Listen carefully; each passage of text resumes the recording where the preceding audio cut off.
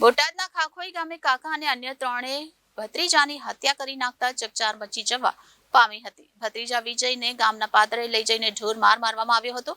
વિજય રાઠોડને માથાના ભાગે ગંભીર ઈજા હોવાથી સારવાર માટે ભાવનગર ખસેડાયો હતો, જ્યાં સારવાર દરમિયાન તેનું મોત નીપજ્યું હતું. હાલ કાકા અને અન્ય ત્રણ ઈસમોને ઝડપી લેવામાં નહીં આવે ત્યાં સુધી લાશ સ્વીકારવાનો પરિવારજનોએ ઇનકાર કર્યો હતો. હાલ પાળિયાદ પોલીસે હત્યાને લઈને વધુ તપાસ હાથ ધરી છે. સુરેન્દ્રનગરમાં છાશવારે હત્યા, લૂંટ જેવા બનાવો સામે આવતા હોય છે અને પોલીસની કામગીરી સામે પણ અનેક સવાલો ઉભા થઈ રહ્યા છે. ત્યારે બોટાદમાં પણ આવી જ એક હત્યાનો બનાવ સામે આવ્યો છે, જ્યાં મળતી માહિતી મુજબ બોટાદના ખાખોઈ ગામે કાકા અને અન્ય ત્રણે ભેગા મળીને ભત્રીજાની કરપેણ હત્યા કરી હતી. ગત તારીખ 25મીના રોજ જમીન વિવાદને લઈને ભત્રીજાને ઘરેથી ઉપાડી ગયા હતા અને ભત્રીજા વિજયને ગામના પાદરે લઈ જઈને ઢોર માર માર્યો હતો.